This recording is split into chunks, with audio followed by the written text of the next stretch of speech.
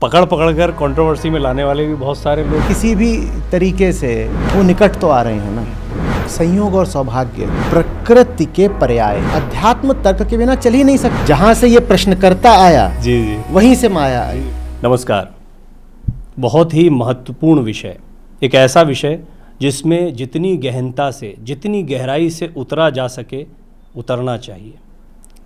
आज मैं कोशिश करूंगा और इसमें मदद करने के लिए उपनिषद परंपरा वाले इस देश में, जहाँ पर प्रश्नोत्तर सबसे महत्वपूर्ण तरीका होता है, आचार्य प्रशांत मेरे साथ मौजूद हैं। आचार्य जी, सबसे पहले मैं आपका बहुत बहुत स्वागत करता हूँ। युवा बहुत पसंद करते हैं आचार्य जी कई विषयों पर। अवेकनिंग इंडिया मेरा एक कार्यक्रम था, वो दर्शकों ने बहुत पसंद किया, लेकिन मैं सही मायनों में आज अवेकनिंग इंडिया को कहीं देखता हूँ तो वो तब देखता हूँ जब आचार्य जी अपनी बातों को रखते हैं और युवा अपने कई किस्म के प्रश्न करते हैं। मैं कोशिश करूंगा कि उपनिषद की परंपरा में जिस तरीके से प्रश्न महत्वपूर्ण होते हैं वो इतने सारगर्भित हों कि उनसे वो उत्तर आ पाएँ जिनकी अपेक्षा आप कर रहे हैं। तो आपकी जिम्मेदारी मुझ पर, और जब आपकी जिम्मेदारी तो आचार्य जी की है ही। सबसे महत्वपूर्ण बात यह है कि मुक्ति बहुत ही सुंदर, ये जितने दिखने में सुंदर है ना, मुझे बड़ा सौभाग्य मिला कि प्रथम पाठक मैं बना हूँ, क्योंकि प्रभात प्रकाशन ने इसको पब्लिश किया और प्रभात जी ने मुझसे कहा कि भाई आचार्य जी से बात करनी है इस पुस्तक पर, इसको पढ़िए। पढ़ने के बाद सचमुच में मेरे पास तो कोई प्रश्न बचा नहीं समस्या है, लेकिन जैसा मैंने कहा कि दर्शकों के प्रश्न ज़रूर होते हैं, आपसे बहुत सारे प्रश्न होते हैं। सबसे पहला प्रश्न तो यही कि उपनिषद की इस परंपरा में, जहाँ पर उपनिषद या वेदांत, जिसको आप खुद भी रखते हैं और बहुत सहज और सरल भाव में रखते हैं, उसके होने के बावजूद हमें इन पुस्तकों की, नई पुस्तकों की आवश्यकता क्यों पड़ रही है? आपको इतना लेखन क्यों करना पड़ रहा है, जबकि लेखन तो काफ़ी कुछ हो चुका है? देखिए, उपनिषद मुख्यतया आमने सामने की गई वार्ताओं का परिणाम और संकलन है। गुरु शिष्य का चेहरा देख रहा है, उसकी आंखें पढ़ रहा है, और तब जाकर ज्ञान प्रभावी हो पाता है, तब जाकर ज्ञान जीवन में उतरकर उसको केंद्र से ही रूपांतरित कर पाता है। तो जो मूल ज्ञान है उसके स्तंभ भले ही पुराने रहे, उसके सिद्धांत भले ही कालातीत रहे, लेकिन उसकी हर दौर में अभिव्यक्ति शिष्य के चेहरे को देखकर करनी पड़ती है। एक उदाहरण देता हूँ। गीता को भी एक उपनिषद ही माना जाता है, गीतोपनिषद कहते हैं, सब उपनिषदों का सार गीता। पर जब अर्जुन विकल होते हैं और एकदम किंग कर्तव्य विमूढ़ खड़े हैं, नहीं लड़ना चाहता, एक और आप कुछ कह रहे हैं कृष्ण, दूसरी ओर सामने मेरे सब स्वजन हैं उनका, तो कृष्ण उनको ये नहीं कहते कि जाओ अर्जुन और जितने हमारे उपलब्ध उपनिषद हैं उनको पढ़ लाओ जी। जबकि जब गीता घटित हुई थी तब तक कम से कम जितने मुख्य उपनिषद हैं वो तो आ ही चुके थे। तो कृष्ण कह सकते थे कि तुम्हारी सारी समस्याओं का, जिज्ञासाओं का समाधान तो उपनिषदों में पहले ही मौजूद है। प्रतियां मंगवाते और कहते यहीं रथ पर बैठ जाओ और पढ़ डालो। लेकिन नहीं, अर्जुन की स्थिति के अनुसार उन्हीं उपनिषदों के मर्म को कृष्ण एक नई अभिव्यक्ति देते हैं और उससे गीता प्रकट होती है। तो हर समय में, हर स्थिति में, चूंकि प्रश्न कम से कम ऊपरी तौर पर नए होते हैं, इसीलिए भाषा नई करनी पड़ती है। सत्य तो नहीं बदलता, पर संदर्भ तो बदलते रहते हैं ना। तो संदर्भों के अनुसार सत्य सदा एक काल सम्मत, क्षण सम्मत अभिव्यक्ति मांगता है, और अगर उसको वो नहीं मिलती तो जो पुरानी बातें हैं वो बस पुरानी होकर रह जाती हैं, यद्यपि उनका जो मर्म है वो कभी पुराना नहीं हो सकता। उपनिषदों की बात वास्तव में कभी पुरानी नहीं होगी, आज से 10,000 साल बाद भी, अगर मानवता बची रही तो।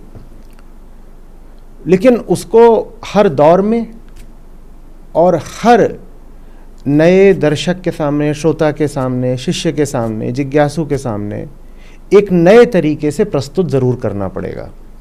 कुछ होंगे ऐसे मुमुक्षु जो कि जाएंगे और जो मूल पाठ है उसी से अपनी प्यास बुझा लेंगे, पर वैसी मुमुक्षा सब लोगों में नहीं होती। तो लोगों को फिर उनकी स्थिति अनुसार और कालानुसार बताना पड़ता है, और इसलिए आपके हाथ में अभी ये पुस्तक है। जी। अब जिज्ञासा, ये कई जिज्ञासाओं का शमन करती है। जैसा मैंने आपको बताया कि मैंने खुद जब इसको पढ़ा तो इसके बाद में बहुत सारे प्रश्न आपके पास रह नहीं जाते हैं। इसकी वजह यह है कि शुरुआत में मुक्ति और बंधन को बंधन तो जानो, तो कुछ बहुत जो बेसिक बातें सामने आती है वो ये कि पहले तो बंधन क्या है। हम काम काज के बोझ में होते हैं, परिवार के टर्मोइल में होते हैं, बहुत सारी ऐसी चीज़ें होती हैं जिनसे हम बड़े परेशान हो जाते हैं और हम इसको बंधन समझते हैं। बंधन हमारे भीतर है, ये भौतिक जगत में चल रहा है। क्या अर्जुन भी उस समय किसी तरह का बंधन महसूस कर रहा था जिस समय पर उपनिषद का एक नया तरीका या कृष्ण का ज्ञान आया, वो सबके सामने आया, और जो 100 उपनिषदों के बराबर माना जाता है, यानी गीता। बंधन क्या है, भीतर है, बाहर है, और लोगों का बड़ा कन्फ्यूजन है कि मैं जॉब में हूँ तो एक ही कंपनी में काम कर रहा हूँ, कहीं बंधन में तो नहीं हूँ। मैं परिवार की जिम्मेदारियों के साथ में चल रहा हूँ, कहीं ये बंधन तो नहीं है। और दूसरा इधर साइकोलॉजी, बहुत लोगों का मनोरोगों का जिस तरीके से उत्थान हुआ है उससे लगता है कि ये तो भीतर कहीं टर्मोइल चल रहा है। क्या है बंधन? जो कुछ भी आप बने बैठे हैं आपको उसकी सुरक्षा करनी पड़ती है। मैं जो कुछ हूँ या जो कुछ मेरे पास है, जो मेरी हस्ती से जुड़ गया है, मेरी पहचान परिभाषा बन गया है, उसकी सुरक्षा करनी पड़ती है। सुरक्षा का ये दायित्व ही बंधन है। दूसरे तरीके से कहता हूँ, जो अपनी अस्मिता के लिए इतना महत्वपूर्ण हो जाए कि विवश हो जाओ उसको सुरक्षित रखने के लिए, उसको पकड़े रहने के लिए, वो बंधन है। जिसको पकड़ने की विवशता बन जाए जीवन, उसको कहते हैं बंधन। बाकी अगर खेल खेल में कुछ अपने पास है, किसी चीज़ से जुड़े हुए हो, कुछ पकड़ा है, कुछ छोड़ा है, तो वो बंधन नहीं है। जो कुछ भी आपकी चेतना के समझिए मुक्त आकाश में आपके लिए बाड़ निर्धारित कर देता है, इससे इधर नहीं जाना है, इससे उधर नहीं जाना है, दाएं बाएं, वो बंधन है आपके लिए। बंधनों का अनिवार्य संबंध सुरक्षा से होता है, और सुरक्षा की मांग का संबंध अहंकार की अपूर्णता से होता है। अहंकार बहुत एक छोटी सी चीज़ होती है ना, वो भीतर बैठा है, वो डरा रहता है लगातार, वो डरा रहता है, वो अपने डर, अपनी अपूर्णता के कारण इधर उधर जा कर के चीज़ों से जुड़ता है। मैं डरा हूँ तो मैं बहुत ज्ञान अर्जित कर सकता हूँ, मैं डरा हूँ तो मैं पैसा अर्जित कर सकता हूँ, प्रतिष्ठा कहीं से मैं चाहूँगा कि मुझे मिले। इन सब चीज़ों से मुझे लगता है कि मैं भर गया, मुझे कुछ मिल गया। पर ये सब चीज़ें बाहरी हैं, और अपने आप को भरने के लिए इनको पकड़ना मेरी विवशता, मेरी मजबूरी बन जाता है। मैंने यूं ही खेल खेल में ज्ञान नहीं अर्जित किया, मैंने अपने आनंद में ज्ञान नहीं अर्जित किया, मैंने ज्ञान अर्जित करा ताकि जो भीतरी खोखलापन है उसकी अनुभूति थोड़ी कम हो, भय। तो ये बंधन है। अब आपने जो कुछ भी पकड़ा आप उसको छोड़ नहीं सकते, आप उस पर आश्रित हो गए, आप उस पर आश्रित हो गए हैं, और वो जो चीज़ है वो संयोगिक है। उसने आपको कोई वादा नहीं करा है कि आपके साथ रहूंगी। आपको प्रतिष्ठा मिली है, प्रतिष्ठा आपके हाथ की चीज़ नहीं होती। ज्ञान भी ऐसी चीज़ नहीं होती कभी कि संपूर्ण हो पाए, तो आप अगर ज्ञान पे आश्रित हैं तो हमेशा डरे हुए रहेंगे। ये बंधन होता है। दुनिया पर टिक जाना बंधन है। आप एक ऐसी चीज़ पर टिक गए हो जिसका कोई भरोसा नहीं और जो आपके नियंत्रण में बिल्कुल भी नहीं। जैसे आप बालू की एक बड़ी भीत बनाए, एक घरौंदा बनाया बालू का बड़ा, और आप बालू के घरौंदे पर टिक कर खड़े हो जाएं। क्यों टिक कर खड़े हो गए? क्योंकि आपको लग रहा है आपकी टांगों में दम नहीं है। क्यों टांगों में दम नहीं है? क्योंकि आत्मज्ञान नहीं है, अपनी टांगों को, स्वयं को कभी परखा ही नहीं। तो लगा कि अपनी टांगों में दम नहीं है, तो उसमें फिर अवलंबन के लिए एक खड़ा कर लिया घरौंदा और उस पर ऐसे कोहनी रख के टिके हुए हैं। कैसी हालत रहेगी हृदय की? नहीं भी गिर रहे, नहीं भी गिर रहे, भयग्रस्त तो रहेगी, तो लगातार भयग्रस्त रहोगे ना। इसी भय को बंधन कहा गया है। ये बड़ी रोचक बात है, भय और बंधन का आपसी संबंध, क्योंकि विषय मुक्ति है। उपनिषद दोनों बातें कहते हैं प्रमुखतया, कि हमारा उद्देश्य है आपको बंधन मुक्त करना, और साथ ही साथ वो ये भी कहते हैं कि सबसे बड़ा ताप जो है जीवन का वो भय ही है, भय। तो दोनों बातों को मिला दें तो वो यही कह रहे हैं कि भय ही बंधन है, और भय उसी चीज़ के मिटने या छिनने का या होने का हो सकता है जो आपसे बाहरी हो।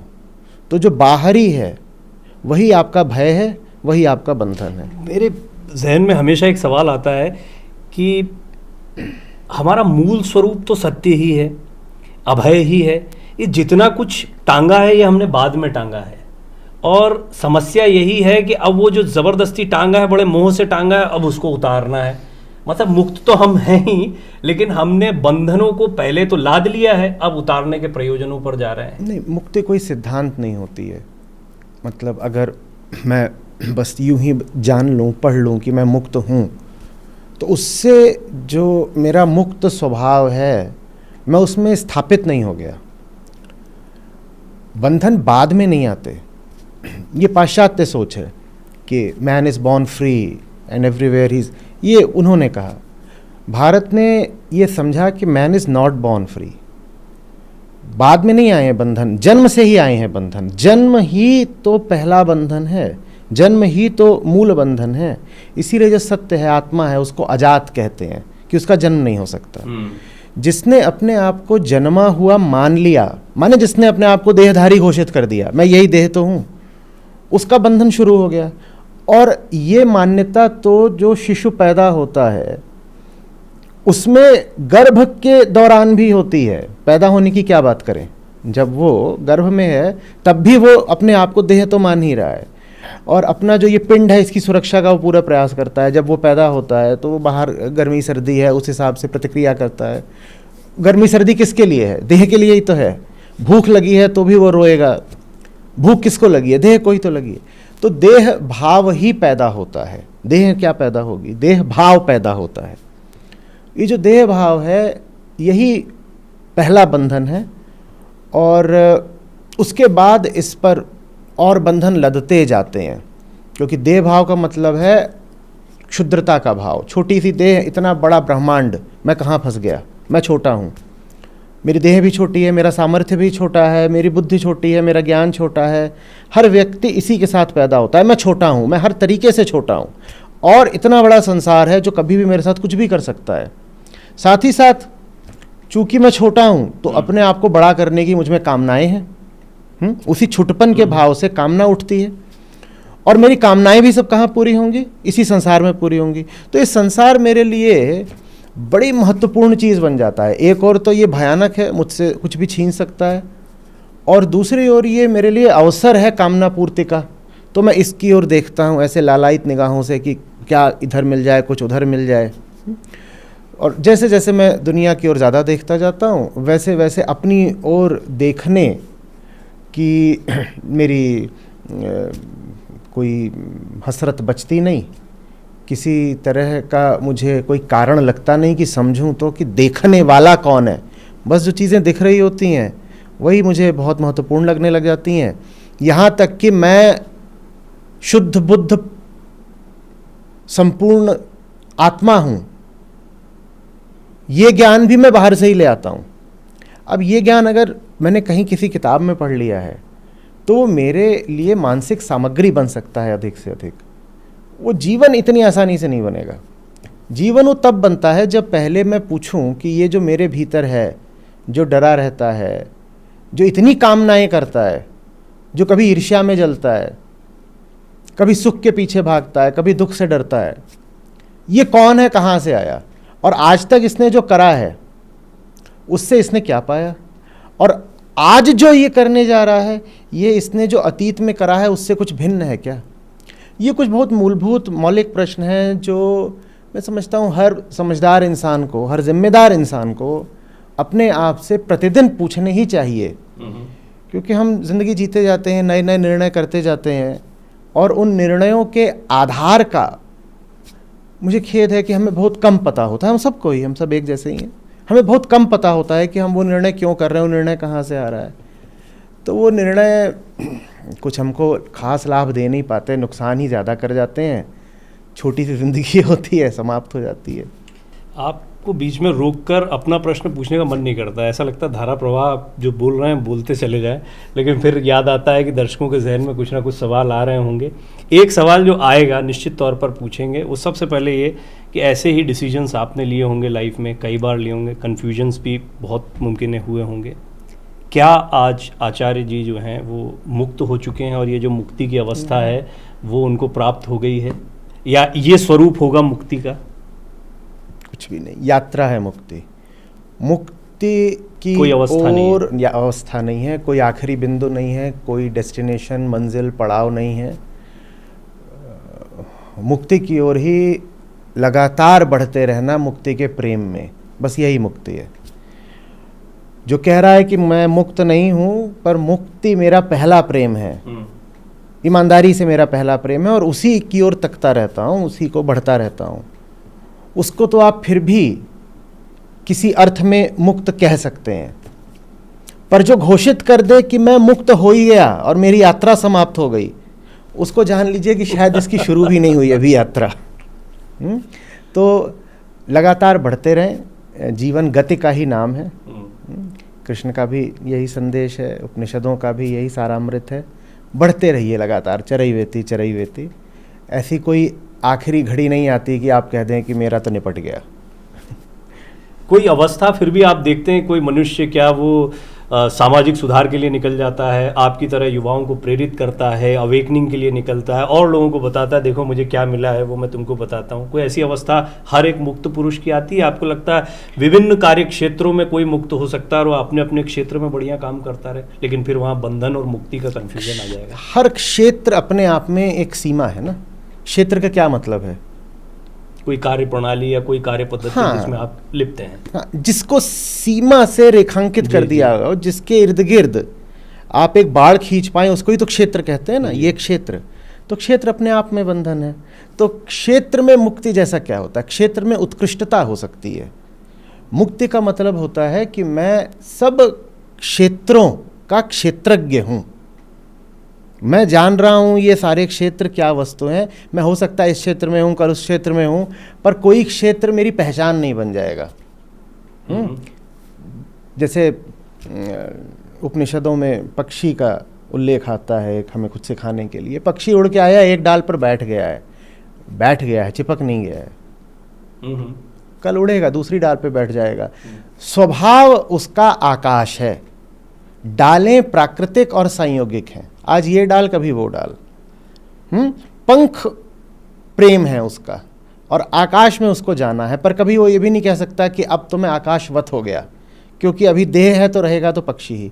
आकाश में उड़ना है, डालों पर बैठना है, किसी डाल पर अपना घोंसला नहीं बना लेना है, घोषित नहीं कर देना है कि यही तो मेरा घर है, क्योंकि घर तो आकाश है। ये वेदांत है। एक और, क्योंकि मैं पत्रकारिता तो मेरा व्यवसाय रहा, लेकिन मनोविज्ञान का भी छात्र हूँ मैं। आपके कुछ वीडियोस को मैंने सुना काफ़ी बारीकी से और बहुत प्रभावित भी हुआ।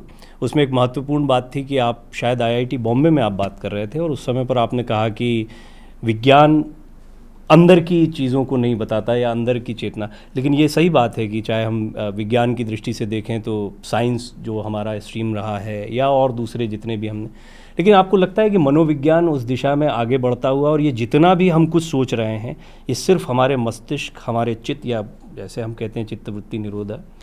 तो उस पतंजलि ने पूरा पहली लाइन लिखी, फिर पूरा सब कुछ डिफाइन कर दिया, अष्टांग योग। क्या आपको लगता है कि हम मनोविज्ञान पर जितना काम कर रहे हैं वही ये अवेकनिंग है, या यही हमारी चिंता का विषय है, यहीं से मुक्ति निकलेगी, यहीं बंधन है? मनोविज्ञान में अगर मुक्ति की अभीप्सा जुड़ जाए तो मनोविज्ञान अध्यात्म के बहुत निकट आ जाता है।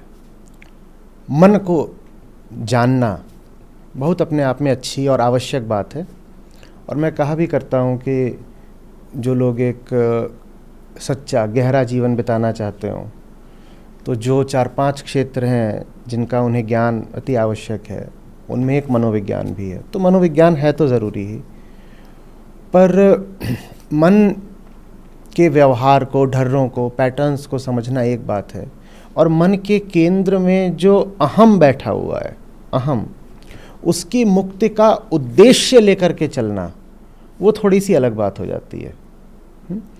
तो सिर्फ ये कहना कि मन कैसे काम करता है ताकि मैं समझ सकूं कि लोगों का व्यवहार किस प्रकार का होता है, और यही नहीं, उनके व्यवहार को मैं अपनी कामना अनुसार, अपनी सुविधा अनुसार बदल सकूं, ये अध्यात्म नहीं हुआ, पर ये मनोविज्ञान हो गया। बहुत सारी साइकोलॉजी इसीलिए होती है। उदाहरण के लिए कोई कंपनी है, वो अपने सब जो कर्मचारी हैं, एम्प्लॉयज़, उनका मनोवैज्ञानिक विश्लेषण करना चाहेगी। किस लिए? ताकि वो उनको और उत्पादक बना सके, प्रोडक्टिविटी बढ़ जाए, है ना, और पता कर सके कि अच्छा कितना पैसा बढ़ा देने पे इनकी संतुष्टि का स्तर कितना बढ़ जाता है। ये सारा काम साइकोलॉजी, इंडस्ट्रियल साइकोलॉजी अब पूरा एक स्ट्रीम चल रहा है, यही चलता है। इसमें जो लक्ष्य है वो मुक्ति कहीं से नहीं है, इसमें तो जो लक्ष्य है वो कामना है। तो जब कामना पूर्ति लक्ष्य हो जाता है तो मनोविज्ञान अध्यात्म से बहुत दूर चला आता है।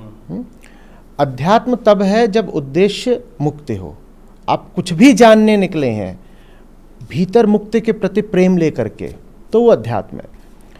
तो दर्शन भी है, जैसे मनोविज्ञान की बात करी वैसे दर्शन का क्षेत्र है। तो जो षड दर्शन है हमारा, उसमें हमारे सारे ही दर्शन, कम से कम उसमें से 5 दर्शनों का जो उद्देश्य है वो मुक्ति है। और दूसरी ओर पाश्चात्य दर्शन है, उसका उद्देश्य ज्ञान है, मुक्ति वहाँ उद्देश्य नहीं, लिबरेशन वहाँ उद्देश्य नहीं है। तो कैसे पहचाने कि कोई काम आध्यात्मिक है कि नहीं? कैसे पहचाने कि मेरी कोई कामना, अगर हम कह सकें तो, मेरी कोई गतिविधि, मेरा कोई कदम आध्यात्मिक है कि नहीं? सिर्फ उसकी एक कसौटी है, चाह क्या रहे हो। अगर और अपने ऊपर चीज़ें लादना चाह रहे हो, जैसे हो उसी को और सुरक्षित करना चाह रहे हो, तो जो कर रहे हो वो संसारी दलदल में और धंसने वाली बात है।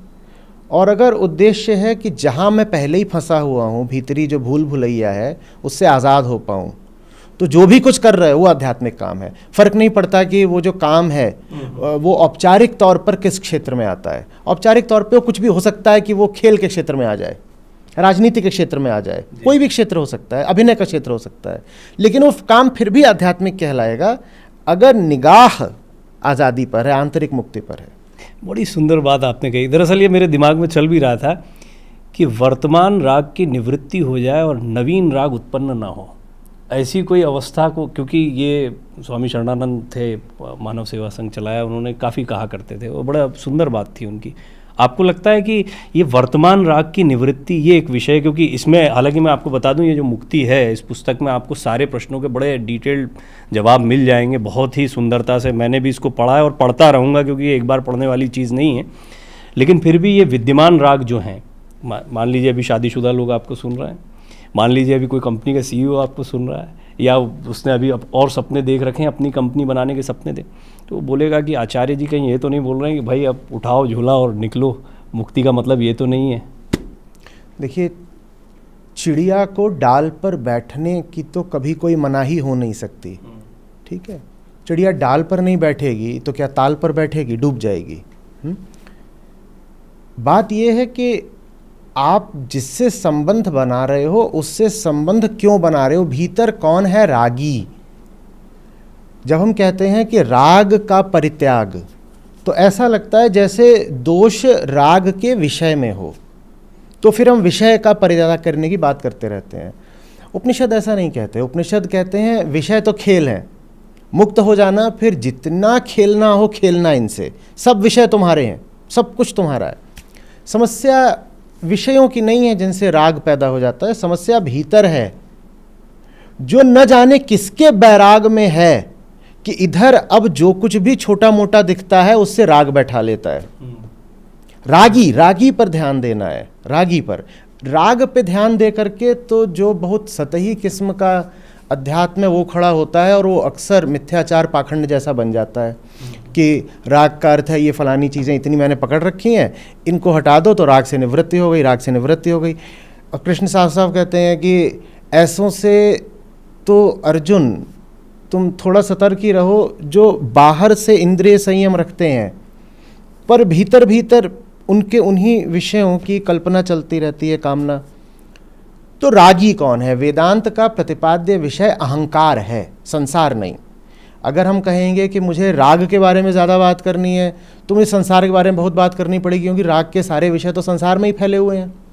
रागी, मुझे स्वयं को देखना है, मैं क्यों हूँ ऐसा कि यहाँ सामने पानी रखा है तो मैं पानी पकड़ लूँ, चाय रखी है तो चाय पकड़ लूँ, बिस्किट रखा है बिस्किट पकड़ लूँ, फल रखे हैं फल पकड़ लूँ, और कोई नहीं मिला तो किसी का गला पकड़ लूँ। मैं हूँ क्यों ऐसा?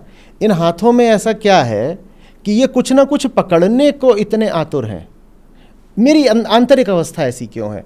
तो वेदांत उसमें जाता है, मैं भीतर से इतना दरिद्र क्यों हूँ और मेरी उस दरिद्रता में कोई सच्चाई है कि नहीं, ऐसा क्यों हुआ, कब हुआ। मैं समझना चाहता हूँ कि मैंने स्वयं को घोषित कर दिया कि मैं बड़ा भिखमंगा हूँ अंदर अंदर, और जिस दिन मैंने अपने आप को घोषित किया था उसी दिन मैं याचक बन गया पूरे संसार के आगे और कटोरा लेके खड़ा हो गया।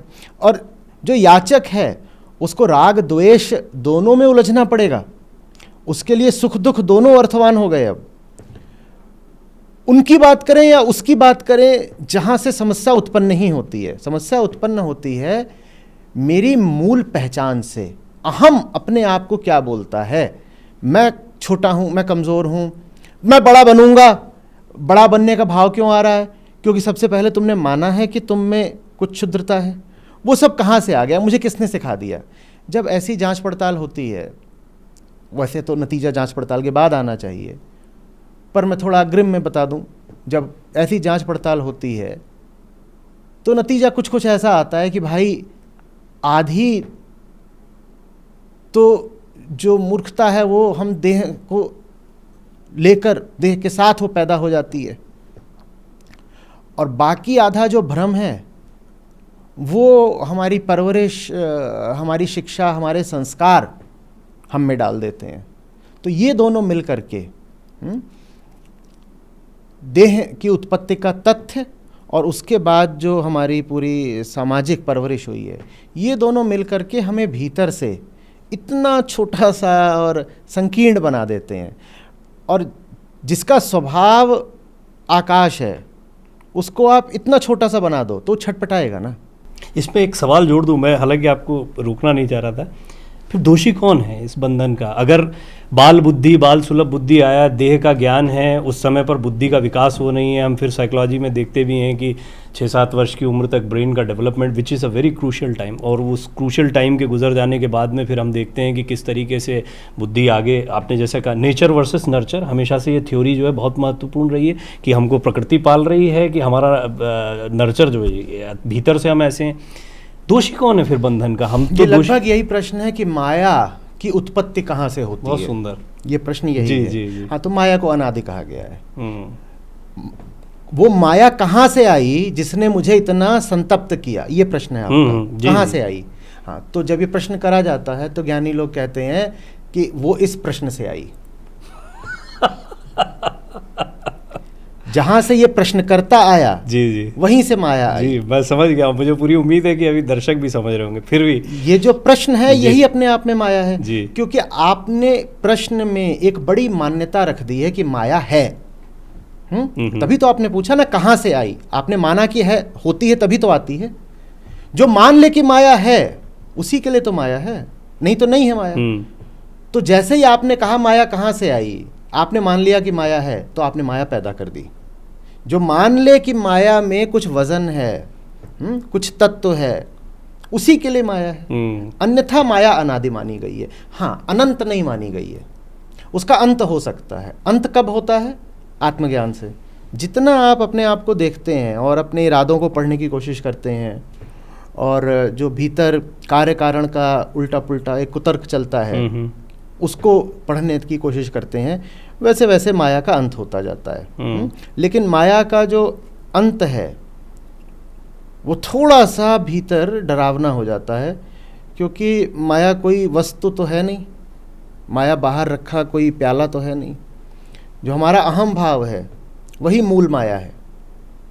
दोनों मिथ्या होते हैं ना, माया भी मिथ्या होती है, अहम भी मिथ्या होता है, तो यही दोनों है, मिथ्या बराबर मिथ्या। तो वही है। तो माया के मिथ्यात्व को देखना माने अपने ही न होने को, अनस्तित्व को जान लेना। वो बात थोड़ी डरा देती है, अस्मिता ही हिल जाती है ना, मैं हूं ही नहीं क्या, मैं हूं ही नहीं क्या। लेकिन वो वैसे ही है जैसे कि वो जो पक्षी है उसका पिंजड़ा हटाया जाए तो वो भयाक्रांत हो जाए, क्योंकि उसने समझ रखा था कि पिंजड़ा भी उसकी हस्ती का हिस्सा है, या पिंजड़ा उसकी हस्ती का एक व्यापक रूप है, कवच जैसा है जो सुरक्षा देता है। तो जब पिंजड़ा हटा तो लगा रही है क्या हो गया। वो नहीं समझ रहा है कि दो ही चीज़ हैं तुम्हारे पास, जो तुम्हारे लिए असली हैं, एक पंख और एक आकाश, बाकी सब जो है व्यर्थ है। फिर देहातीत की व्याख्या होती है, फिर तो देह से भी ऊपर जाना है। आप मुक्ति को क्या देह से भी ऊपर जाने को मानते हैं? ये पिंजरे में शरीर को भी पिंजरा फिर कबीर कहते हैं, तो क्या हम इस पिंजरे से भी ऊपर जाने की बात करें? नहीं नहीं नहीं, पिंजरा तभी है ना जब पिंजरे के अंदर कोई हो। पिंजरा रखा है, पंछी उड़ गया, अब कौन बंधन में है? पिंजरा रहा है, पिंजरे दो आपस में बात कर रहे हैं, अच्छी बात है। पक्षी को कोई बाध्यता नहीं है कि पिंजरे में बैठे, ये ऐसे कह लीजिए पिंजरे का द्वार खुला हुआ है। अब पक्षी का जब मन करता है उन्मुक्तता से कभी आ जाता, बैठ जाता है पिंजरे में, विवश नहीं रहा, विवश नहीं रहा। आदर्श स्थिति क्या है? वो बाहर उड़ता रहे या आता जाता रहे? मौज मौज। आदर्श बंधन होते हैं। कोई भी आदर्श स्थिति अपने आप में एक बंधन होती है, कोई आदर्श स्थिति नहीं है। मौज जी। मन करेगा आकाश में रहेंगे, मन करेगा डाल पे बैठेंगे, मन करेगा पिंजड़े में भी घुस जाएंगे, हमारी मौज। आपकी मौज थोड़ा सा समझना चाहूँगा, क्योंकि क्या है कि आपको जितने लोग सुनते हैं, इतने फॉलोअर्स हैं, वो दरअसल मौज के मायने भी आपकी मौज से ही समझना चाहेंगे कि भाई देखिए, जो आचार्य प्रशांत जी की मौज है वही असली मौज होगी, वही मौज की असली परिभाषा। आप क्या, आपको युवाओं के बीच में जाना, उनको बताना कि वेदांत क्या कहते हैं, अपनी इसकी आवश्यकता क्यों महसूस करते हैं? उनको भी मौज मिले। देखिए, मेरे भीतर बहुत कुछ ऐसा है जो सभी के जैसा है, जैसे सब वैसा मैं।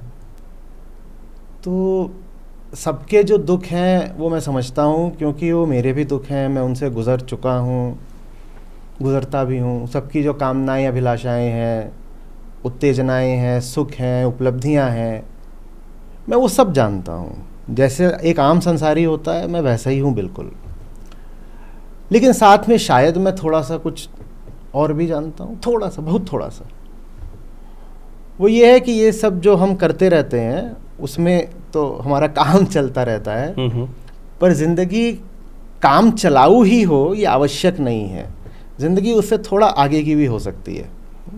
और चूँकि मैं दोनों चीज़ें जानता हूँ, मैं पुल के दोनों छोर देख चुका हूँ, तो इसलिए मैं कई बार काम करने लग जाता हूँ लोगों को पुल पार कराने का। मैं कहता हूँ तुम उधर क्यों हो मुझे पता है, और तुम्हें उधर क्या लाभ हो रहे हैं मैं वो भी जानता हूँ। और मैं इनकार नहीं करूँगा कि जिधर तुम खड़े हो उस दूसरे छोर पर, तट पर, वहाँ लाभ है, मैं इनकार नहीं करूँगा, क्योंकि मैं स्वयं भी वो लाभ लेता लाभार्थी रहा हूँ। और ईमानदारी की बात यह है कि आज भी हूँ। तो उस छोर पे तुम्हारे लिए क्या है वो मैं जानता हूँ। लेकिन मैं ये भी जानता हूँ कि बेटा इस तरफ आओ, इस पार थोड़ा सा आओ, पार करो, और इधर जो है वो अपूर्व है, वो उधर नहीं मिलेगा।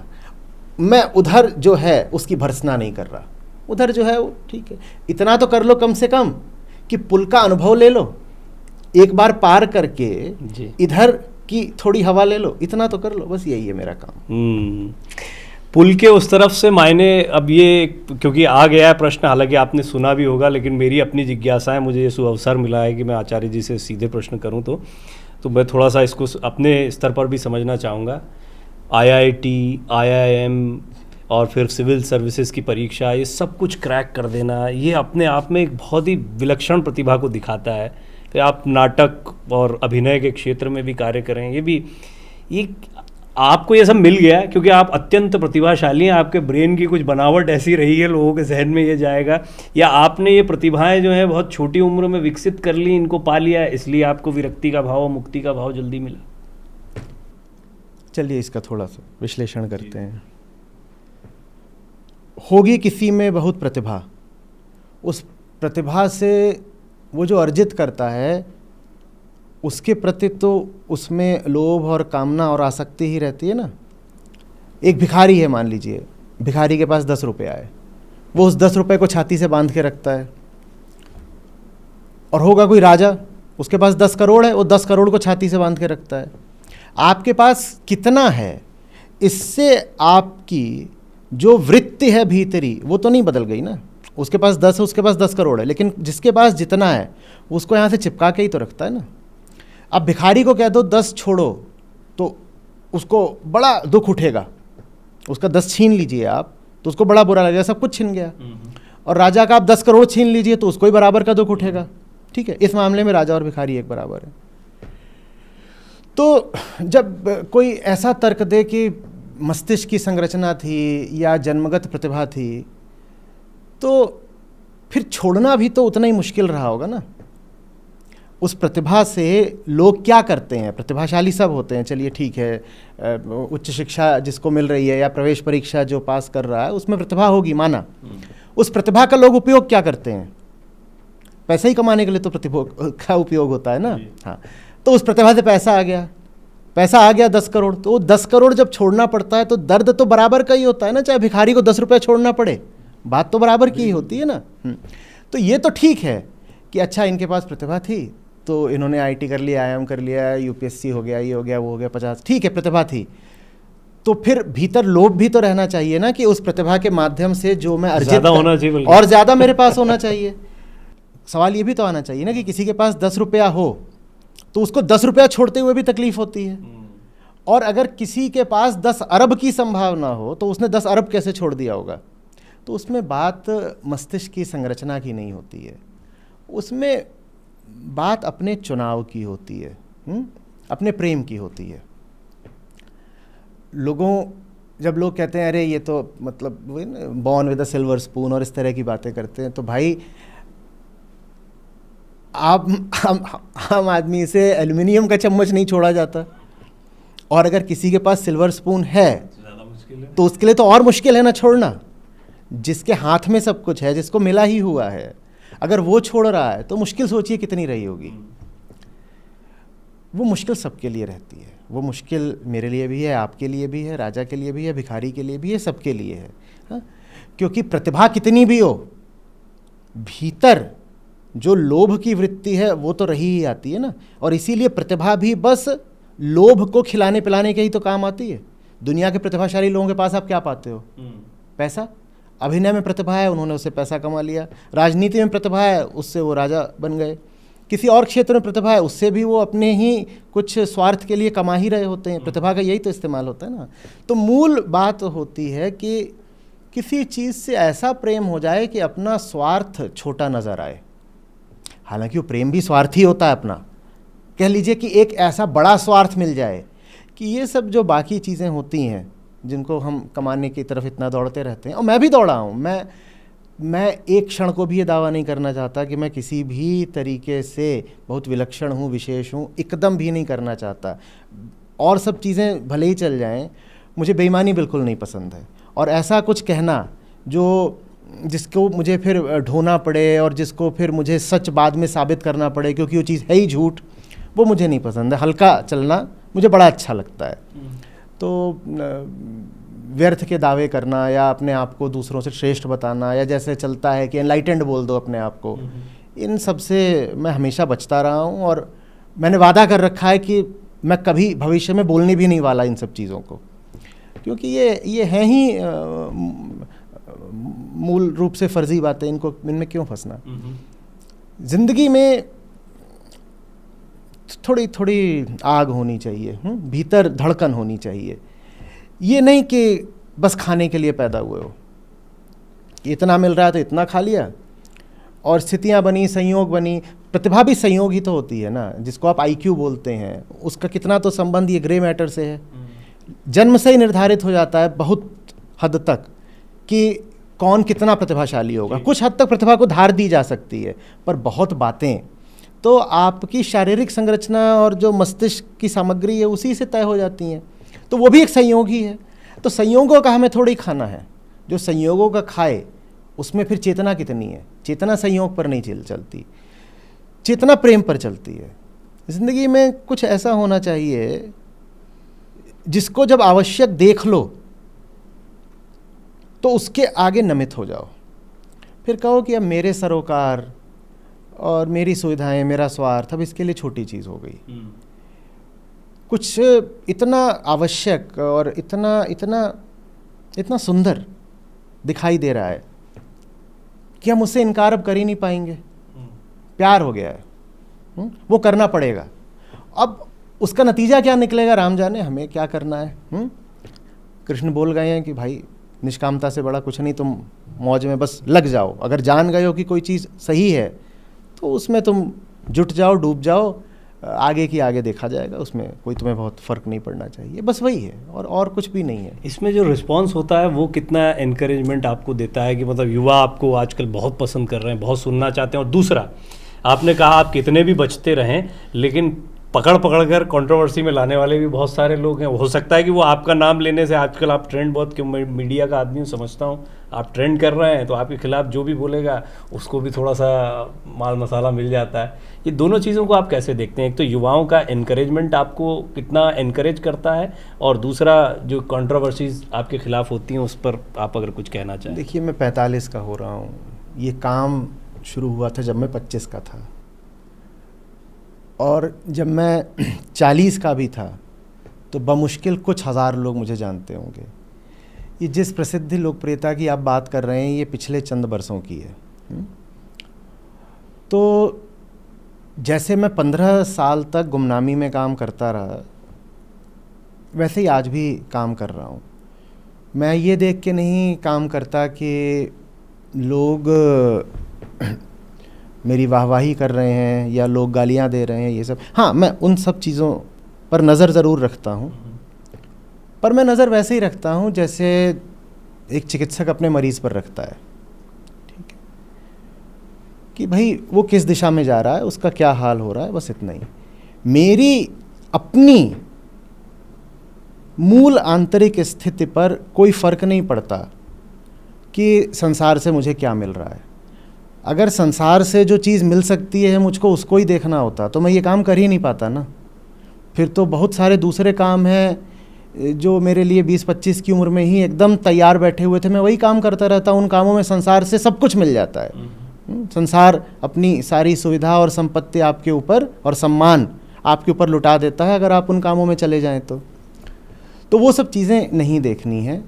और अनाम होकर के, गुमनाम होकर के काम करने का मेरा 1.5 दशक का अनुभव रहा है। 2019 की बात होगी, मैं याद करता हूँ और बड़ा मज़ा आता है याद करके। जो YouTube चैनल था हमारा, उस पर तब लगभग 3000 वीडियो थे 2019 में भी।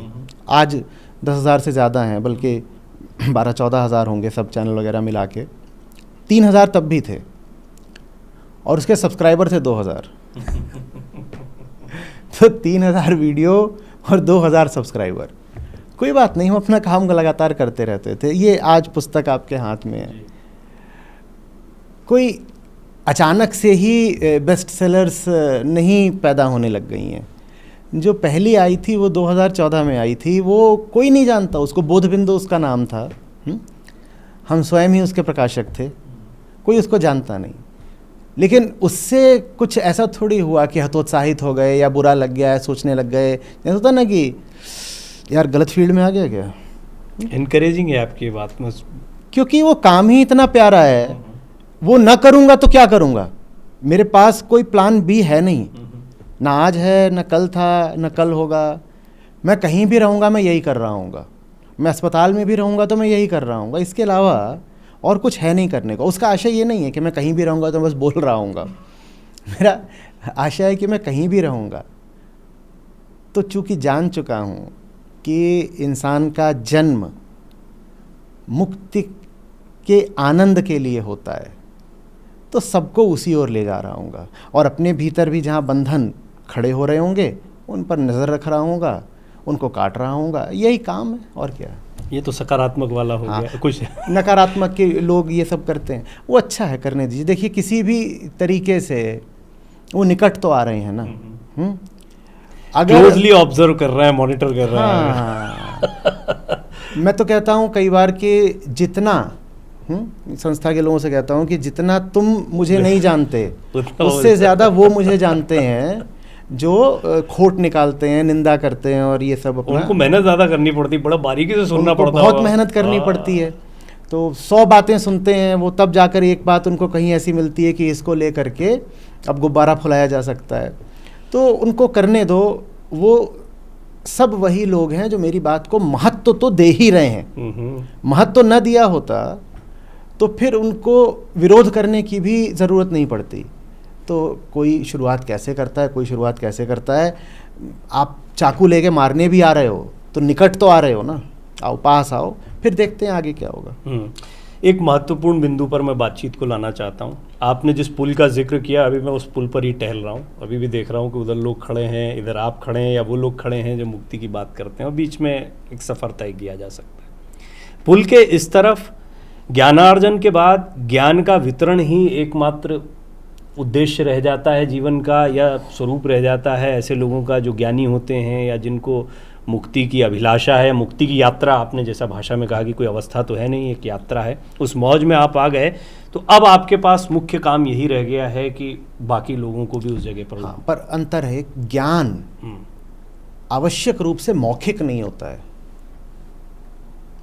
पुल के उस तरफ निश्चित रूप से ज्ञान का वितरण जो आपने कहा वही काम बचता है, पर ज्ञान का वितरण माने ज़बान चलाना ही नहीं होता, हाथ चलाना भी होता है।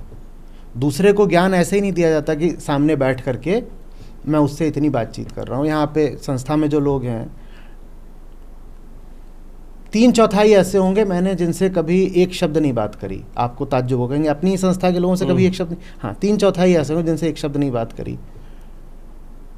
एक आध ही कोई ऐसा होता होगा जिससे हफ्ते में कभी घंटे भर कुछ ज्ञान चर्चा होती होगी कि आओ बेटा बैठो, तब तो चर्चा करते हैं। हफ्ते में भी एक बार ना होता, महीने में कभी एक बार होता, वो भी संयोग से कि गाड़ी में बैठे हैं, 2 लोग जा रहे हैं और उसमें बात छिड़ गई, तो उसमें फिर बात आगे बढ़ गई।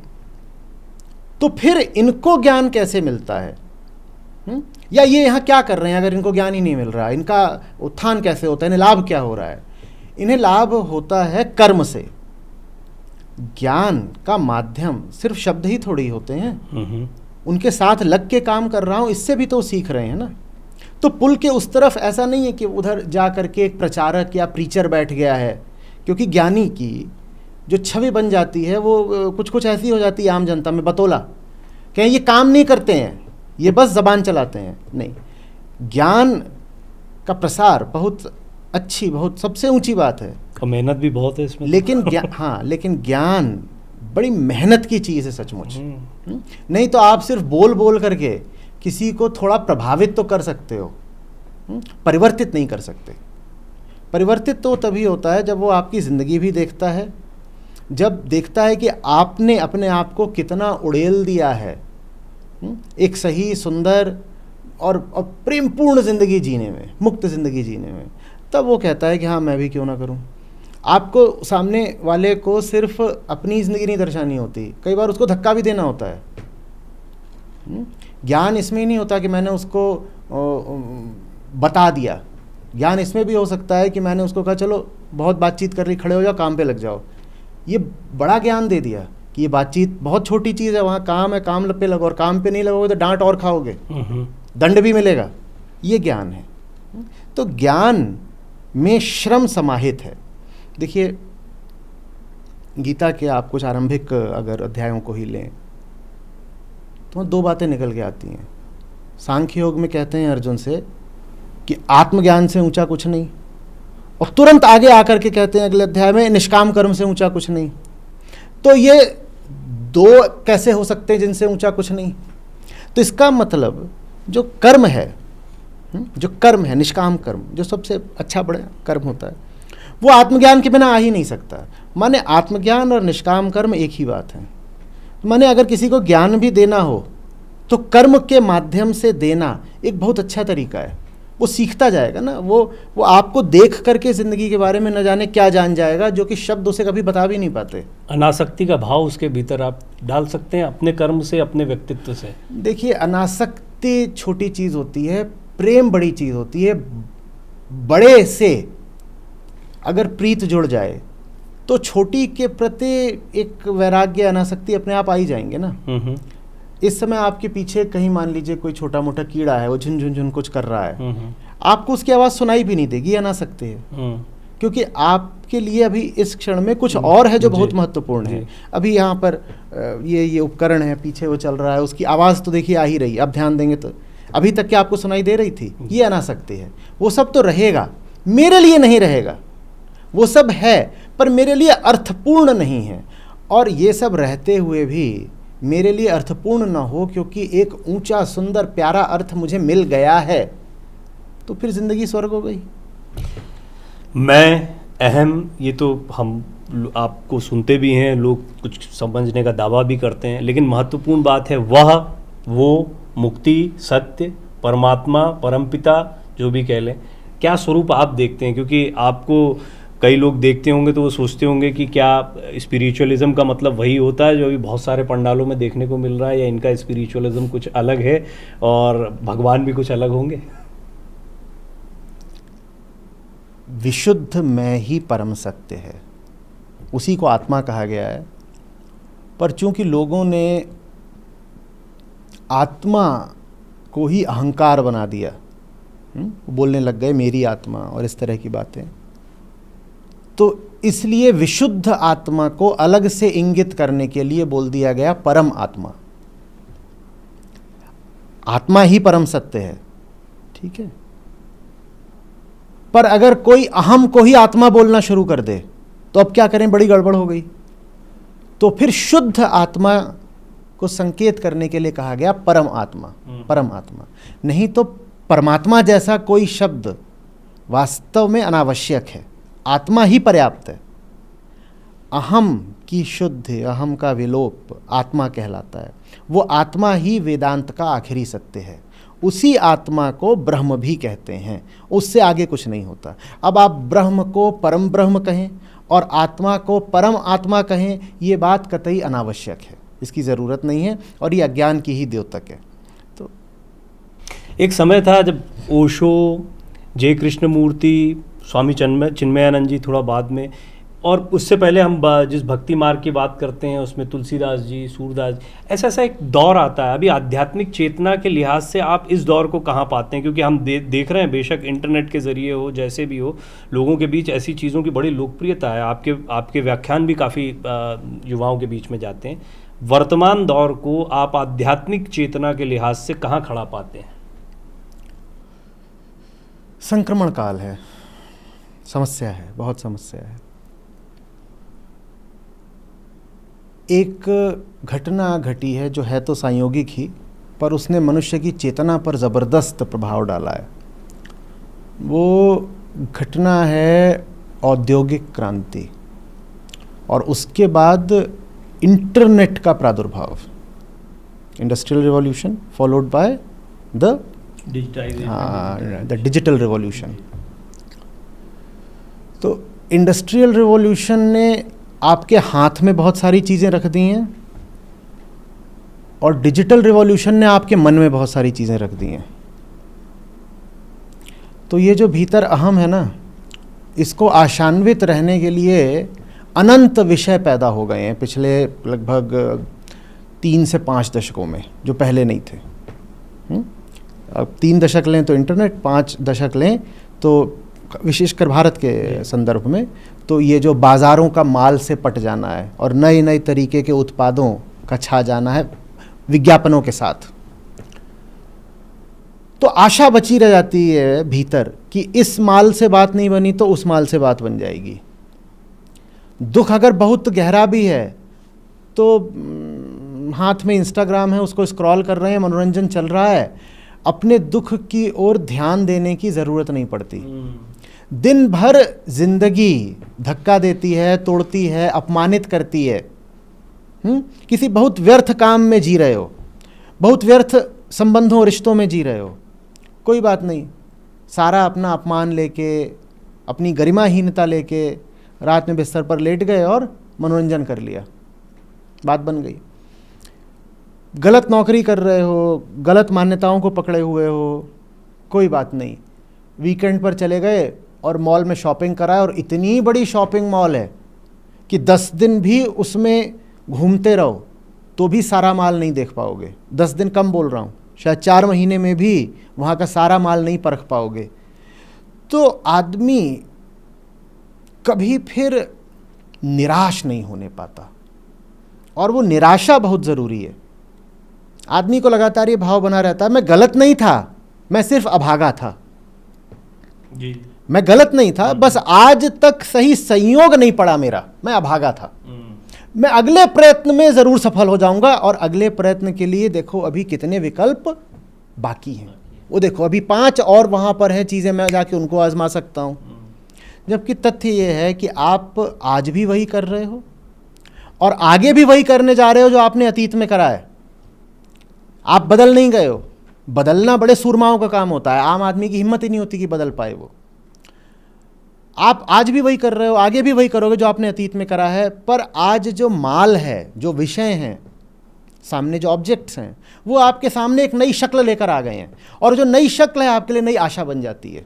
आप कहते हो अतीत में विफलता मिली, अतीत में चोट मिली, अपमान मिला, जो भी मिला अब नहीं मिलेगा, क्योंकि अब जो विषय सामने आया है वो नया है ना, पहले जैसा थोड़ी है। वो पहले वाली चीज़ गड़बड़ हो गई थी, वो दुर्भाग्य की बात थी। मैं गलत नहीं था, बस मेरा दुर्भाग्य था कि पहले मुझे लोग ठीक नहीं मिले या अवसर ठीक नहीं मिला। अब देखो नया अवसर आया है, और अवसर इतने हैं कि आपको 5000 साल की उम्र भी दे दी जाए तो भी आप उन अवसरों को पूरी तरह भोग नहीं कर पाएंगे, प्रयोग नहीं कर पाएंगे, और कभी परख नहीं पाएंगे। तो ले दे करके आपके पास एक झूठी आशा शेष रह जाएगी कि अभी तो चीज़ें बाकी हैं, जाऊं इन्हें और आजमाऊं। तो ये चीज़ पिछले 30-50 साल में हुई है। उसका नतीजा क्या है अध्यात्म के क्षेत्र में? उसका नतीजा ये है कि अध्यात्म भी पूरा का पूरा भौतिक हो गया है, एकदम भौतिक हो गया है। अध्यात्म कमेंट है। हाँ। मतलब बाजार से ज़्यादा आज अध्यात्म भौतिक है। अध्यात्म बिल्कुल बाजार की बाजार बन गया है। थोड़ा समझाइए ना। गुरु लोग चीज़ें बेच रहे हैं और क्या कर रहे हैं, और चीज़ से आशय मेरा स्थूल सूक्ष्म दोनों है। सूक्ष्म वस्तु क्या होती है? प्रसन्नता, उथली शांति, ये सब वस्तुएं हैं। अहंकार को कोई चुनौती नहीं मिल रही, ना उसकी ओर ध्यान दिलाया जा रहा है। आप बहुत परेशान होते हो क्योंकि आप ज़िंदगी गलत जी रहे हो। तो आप रविवार को आप आ जाइए, आपको थोड़ा ध्यान करा देंगे, और थोड़ा ध्यान करा देंगे, उससे आप थोड़ा सा जो है थोड़ा शांत हो जाओगे, ताकि आप आने वाले 6 दिन अगले हफ्ते फिर से गधे की तरह जुट करके वही अपना पुराना काम, गलत काम, हैंगआउट ज़्यादा हो गया है। हैंगआउट ज़्यादा हो गया है, वहाँ आइए फील गुड मिलता है। तो सारा जो अध्यात्म है वो फील गुड हो चुका है। तो सूक्ष्म चीज़ें भी बेची जा रही हैं, स्थूल चीज़ें भी बेची जा रही हैं। स्थूल चीज़ें क्या बेची जा रही हैं? आओ हमारे पास से ये कपड़े खरीद लो, ये माला खरीद लो, ये अंगूठी खरीद लो, डोसा खरीद लो, इडली खरीद लो, तेल खरीद लो। अध्यात्म बिल्कुल ही बाजार की चीज़ बन चुका है। जैसे अध्यात्म का हौसला टूट गया हो अज्ञान को चुनौती देने का। जैसे अध्यात्म ने कह दिया हो कि मेरा भी स्वार्थ इसी में है कि ये जो अब बाज़ार की गंगा बह रही है, मैं भी इसी में नहाए लेता हूँ। तो और इन दोनों चीज़ों ने मिल कर के इंसान को कहीं का नहीं छोड़ा। ज़बरदस्त कंज्यूमरिज्म जो इंडस्ट्री से आ रहा है और इंटरनेट से आ रहा है, और सच्ची आध्यात्मिकता का लोप, और एक बिल्कुल बाजारू भौतिक आध्यात्मिकता का उदय। इन दोनों चीज़ों ने मिल कर के इंसान को मानसिक गर्त में आज धकेल दिया है। हम जितने बीमार आज हैं यहाँ से, उतने हम कभी भी नहीं थे। हम जितने हिंसक, जितने भोगी आज हैं, उतने हम शायद कभी ना रहे हों। आज आप लोगों को पशु हिंसा, पशु हत्या, क्रूरता के खिलाफ समझाइए तो वो ऐसे ऐसे तर्क लेकर के आते हैं कि आपको सोचना पड़ता है कि इस आदमी के भीतर कितना अंधेरा ठूस ठूस के भरा है और कौन जिम्मेदार है, किसने इसको ऐसा कर दिया कि ये ऐसे कुतर्क दे पा रहा है। किसने ऐसा कर दिया? किसी ने नहीं कर दिया। बाजार की चकाचौंध ने और अध्यात्म की धोखाधड़ी ने, इन दोनों ने मिल करके इंसान को ऐसा कर दिया है कि आज पृथ्वी पूरी विनाश के कगार पे खड़ी हुई है। क्लाइमेट चेंज आप जानते हो, ये जो एक एक करके सब देश आणविक जखीरा इकट्ठा करते जा रहे हैं वो आप समझ रहे हो, आतंकवाद आप देख रहे हो, जो दिन प्रतिदिन लगभग 100 से 1000 प्रजातियां विलुप्त हो रही हैं वो आप देख रहे हो, जंगल किस दर से कट रहे हैं, फॉरेस्ट कवर कितना बचा है वो आप देख रहे हैं। घुस घुस के जंगलों में वहाँ से हम वायरस निकल के ला रहे हैं और अपने स्वार्थ के लिए हम उनको फैलने से रोक भी नहीं रहे हैं पूरी तरह से, ये भी आप देख रहे हो। और ये सब होते हुए भी बहुत सारे लोग बाहर से एक हैप्पी चेहरा लेकर घूम रहे हैं, हैप्पी फेस, हैप्पी। हम पागल हो गए हैं, पूरी पृथ्वी एक पागलखाना बन चुकी है।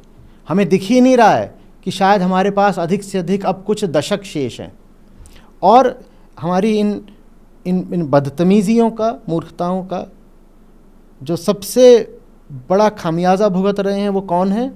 वो है गरीब लोग। जलवायु परिवर्तन होता है तो अमीर आदमी क्या करता है, वो अपना एसी सेट कर लेता है कि भाई गर्मी ज़्यादा बढ़ गई है, टेम्परेचर इधर और थोड़ा सा कम करो, ब्लोअर तेज़ कर दो, कुछ कर दो। गरीब क्या करेगा? अतिवृष्टि हो रही है, अभी आपने बारिशें देखी हैं पूरे भारत में, उससे तो गरीब मारा जा रहा है ना, किसान मारा जा रहा है। जो उसके ज़िम्मेदार हैं वो नहीं मारे जा रहे, अंजाम भुगतना पड़ रहा है उसको जिसने इतना कुछ दोष करा भी नहीं है। और कौन मारा जा रहा है? पशु हत्या हो रही है, जीव हत्या हो रही है, पूरी की पूरी समूची प्रजातियां विलुप्त हो रही हैं, वन कट रहे हैं। आप इस बात को अपने भीतर थोड़ा उतरने दीजिए। प्रतिदिन 100 से 1000 प्रजातियां सदा के लिए जीवों की विलुप्त होती जा रही हैं और ये विलुप्ति की प्राकृतिक दर से 100 गुना ज़्यादा है। अगर प्राकृतिक दर पर चलें, जो कि आज से 100 साल पहले तक चलती थी प्राकृतिक दर, तो वो दर होनी चाहिए 10 प्रजातियों की, 10 की जगह 1000 विलुप्त हो रही हैं। और जो उसमें जो न्यूनतम भी अनुमान है वो 100 का है कि 100 तो कम से कम विलुप्त हो ही रही हैं। ये इंसान ने करा है। और इंसान ने क्यों करा है? यही 2 कारण। फैक्ट्री है जो प्रोड्यूस कर सकती है, जितना आप खा नहीं सकते उससे ज़्यादा वो पैदा कर सकती है, जितना हम भोग नहीं कर सकते उससे ज़्यादा इंडस्ट्री पैदा कर सकती है। जब इंडस्ट्री पैदा करेगी तो ज़रूरी हो जाएगा ना उसके मुनाफे के लिए कि आप उसको ख़रीदें भी, उसका भोग भी करें। भाई माल बाज़ार में आ गया, इससे उसका मुनाफा तो नहीं हो गया ना, बिकना भी चाहिए। बिकेगा तब जब आपका दिमाग भ्रष्ट किया जाएगा, आपके भीतर एक कृत्रिम मांग खड़ी करी जाएगी। उस कृत्रिम मांग के खिलाफ आपको सतर्क करता रहा था अध्यात्म।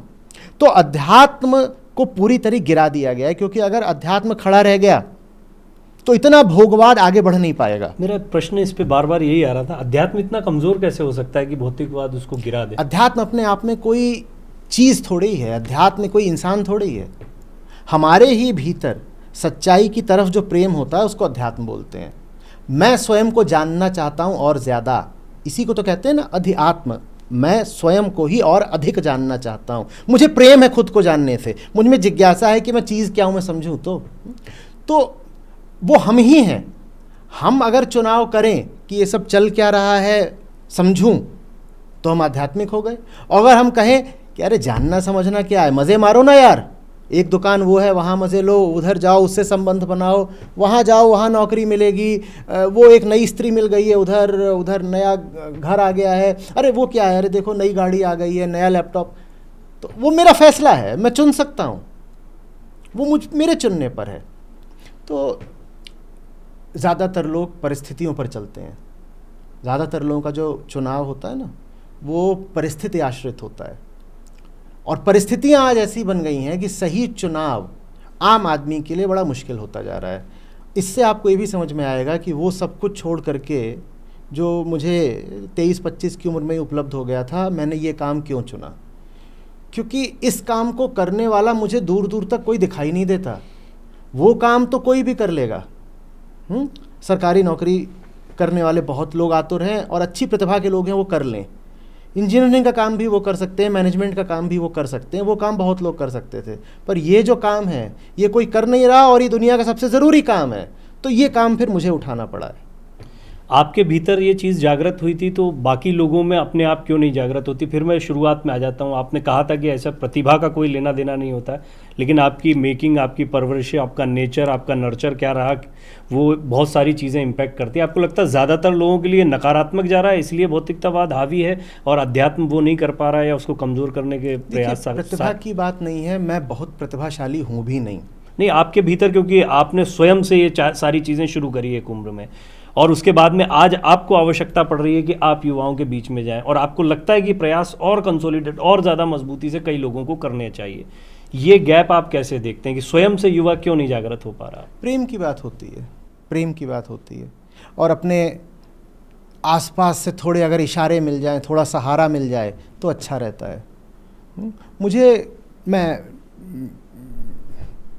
सौभाग्य का था कि मुझे मिले थे कुछ ऐसे इशारे और कुछ ये कि मेरे लिए जो सही काम है वो दूसरी चीज़ों से थोड़ा ज़्यादा महत्व का रहा है। मेरे लिए शायद प्रेम बहुत मूल्य रखता है, उसके लिए मैं नुकसान झेलने को तैयार हो जाता हूँ। ये अंतर हो सकता है अधिक से अधिक। बाकी ये है कि मुझे किताबें बहुत मिल गई थी बचपन से ही। मेरे पिताजी थे, उन्होंने जितना अच्छे से अच्छा साहित्य हो सकता है सब दिशाओं से, दोनों भाषाओं में, हिंदी अंग्रेज़ी, मुझे बचपन से ही उपलब्ध करा दिया था। तो मैं बहुत ही छोटा था, मतलब 5-7 साल की उम्र से ही, तभी से मैंने अच्छी किताबें पढ़ना शुरू कर दिया था और वही मेरा आनंद था, खूब पढ़ता रहता था। तो वो था। और दूसरी बात वही कि मुझे ये समझ में नहीं आता,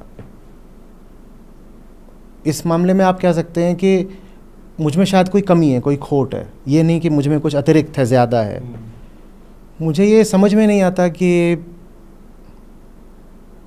अगर कहीं किसी का नुकसान हो रहा है तो उसको बचाने से ज़्यादा ज़रूरी ये कैसे हो सकता है कि मैं कहीं पर अपना सुख भोगूं। वो मुझ में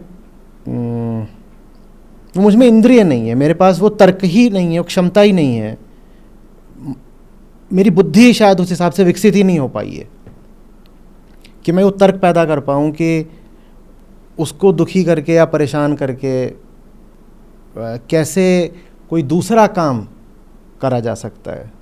बस यही है और कुछ नहीं। तो देखिए, बहुत सारी किताबें पढ़ी हैं। अभी ये प्रभात प्रकाशन की किताब है मुक्ति, इसको अवश्य पढ़िएगा क्योंकि ये सभी प्लेटफॉर्म्स पर आपको उपलब्ध होगी।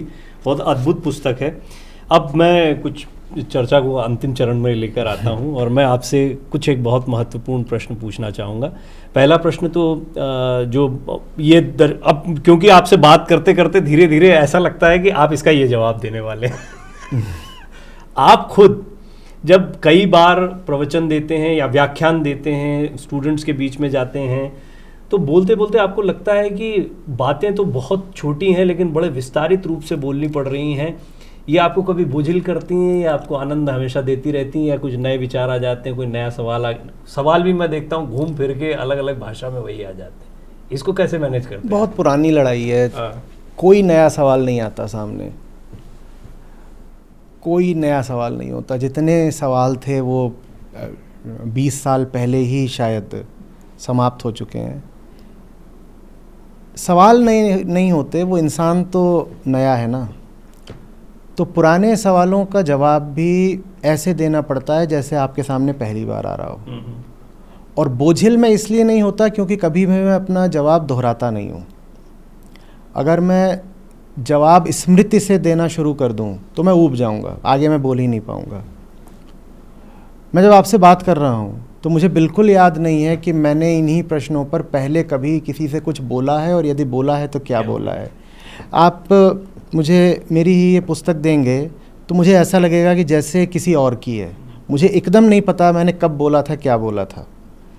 कई बार ऐसा होता है कि संस्था के लोग या बाहर से कुछ और मित्र कुछ लिख करके भेज देते हैं और नीचे मान लीजिए वो लिखना भूल गए कि ये किसने कहा है, मैं पढ़ता हूँ, मैं कहता हूँ बहुत शानदार बात है, ज़बरदस्त, एकदम प्रसन्न हो जाता हूँ, पूछता हूँ किसने कही है, तो वहाँ से वो इमोजी आता है हंसता हुआ ज़ोर से, हाँ वो कहते हैं तूने कही है और फिर मेरे लिए वो बड़ा ऑकवर्ड जैसा हो जाता है, मैं लजा जाता हूँ, मुझे नहीं पता वो मैंने कहा है। ये तो आपको अच्छा लगता है पढ़ के कि अरे वाह ये मैंने कहा, या ना वो बात अच्छी है, ये अच्छा लगता है, वो बात अच्छी है, उसका आप श्रेय लो, ये बात तो बहुत महत्व की नहीं है। तो काम तो पुराना ही है, लेकिन अगर पुराने केंद्र से न किया जाए, माने स्मृति से न किया जाए, तो बहुत आनंद देता है।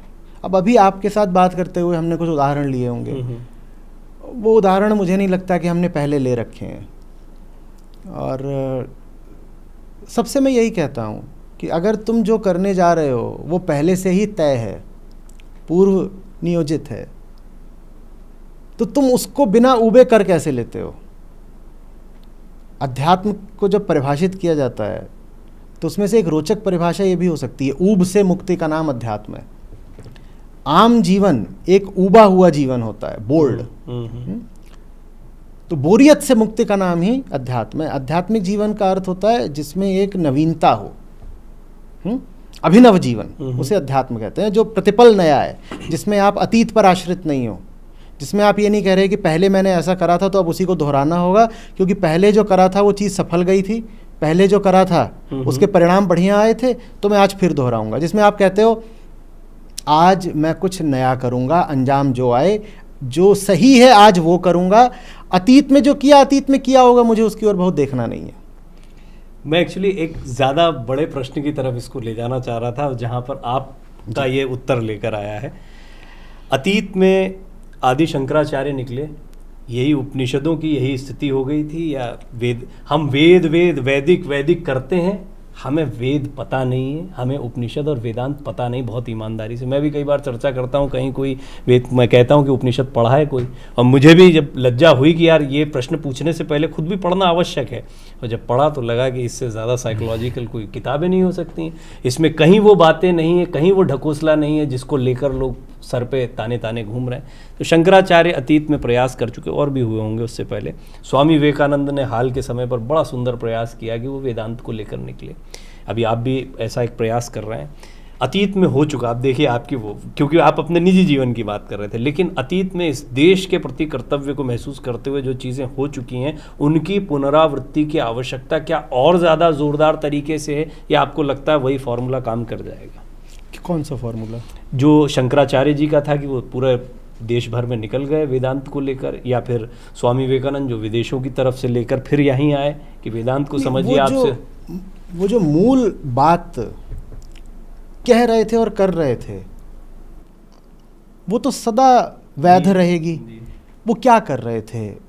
वो कह रहे थे कि तुम तक तो तुम्हारी इंद्रियों के माध्यम से ही पहुंचूंगा ना। अगर मैं तुम्हारे सामने खड़ा ही नहीं हो रहा, अगर तुम्हारे कान में मेरे शब्द ही नहीं पड़ रहे, तो तुम्हें क्या पता चलेगा?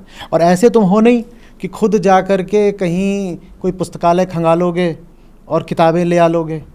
तो वो पदयात्रा कर रहे हैं शंकराचार्य पूरे देश की, वही काम गुरु नानक ने भी करा था, कबीर साहब भी घूमते फिरते रहे बीच में इधर काफ़ी, ताकि लोगों तक पहुंच सके। हम भी वही कर रहे हैं। जो हम जो काम करते हैं, संस्था को जो अनुदान आता है वो लगभग 80% प्रचार में ही तो खर्च हो जाता है। वही काम तो कर रहे हैं। बस उस समय उनको ऑनलाइन कुछ ऐसी सुविधा उपलब्ध नहीं थी, तो उनको पाँव घूमना पड़ा। आज हमको डिजिटल टेक्नोलॉजी उपलब्ध है तो हमें पाँव से नहीं घूमना पड़ता। वो काम प्रचार का जो है, मिशनरी वर्क जो है, वो हमारा ऑनलाइन हो जाता है। तो लोगों तक तो पहुंचना ही पड़ेगा, बिना पहुंचे और क्या तरीका है। पर आप कुछ और भी पूछना चाह रहे हैं? जी, मैं यही पूछना चाह रहा था कि उस समय खेतड़ी महाराज के पास जाकर वो टिकट की व्यवस्था करवाते हैं स्वामी विवेकानंद, वो भी कुछ मजबूरियां होती हैं। उस समय एक सबसे बड़ा चैलेंज ये भी था कि उनको, वो एकमात्र थे जो इनवाइटेड नहीं थे, और उन्हीं की वजह से शिकागो सम्मेलन जाना जाता है। वो इनवाइटेड इसलिए नहीं थे क्योंकि धर्म को कि पदवी पर बैठे हुए या चिन्हित और चुने हुए लोग कुछ और थे। हाँ। जो वहां पर उनका विरोध कर रहे थे। आदि शंकराचार्य को भी तो शास्त्रार्थ करने पड़े थे, यहाँ से वहां तक एक से एक ज्ञानी बैठे। बिल्कुल। आपको लगता है समस्या जो है वो ये नहीं कि लोग ज्ञान नहीं समझ पा रहे, उनके पास ज्ञान के लिए इतने ज्यादा ऑप्शन है और गलत सही का इतना कंफ्यूजन है कि वो समझ नहीं पा रहे हैं कि मैं किससे लूं, आपको भी सही मानूं या ना मानूं। बिल्कुल ठीक बात है। और देखिए, बुद्ध को कोई अशोक चाहिए होता है, अशोक बुद्ध के बाद आए, और अशोक ना होते तो बुद्ध धर्म नहीं, बौद्ध मत वहाँ और उतना नहीं फैल पाता जितना फैला था। उत्तर भारत में थोड़ा सा होके रह जाता, संभावना। विवेकानंद अमेरिका कभी पहुँच ही नहीं पाते, उनके अपने पास तो शायद 10 रुपये ना हो। तो उनको भी लोग ऐसे मिले जिन्होंने देश भर में जा करके समर्थन इकट्ठा करा और संसाधन इकट्ठे करे और उनसे उनको वहाँ भेजा। तो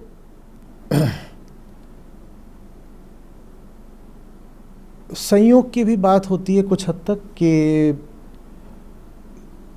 अज्ञान को कितना संयोग मिल रहा है व्यवस्था से और ज्ञान को कितना समर्थन मिल रहा है व्यवस्था से।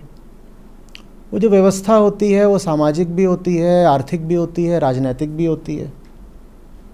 अब अगर ये जो व्यवस्थाएं हैं यही तुली हुई हों कि हमें अज्ञान को ही आगे बढ़ाना है, सारे संसाधन झोंक दो अज्ञान को आगे बढ़ाने में, तो समस्या तो खड़ी होगी ही। और वैसी समस्या आज खड़ी भी है। और जितना हम कर सकते हैं अपने सीमित भौतिक सामर्थ्य और संसाधन के साथ उतना कर रहे हैं।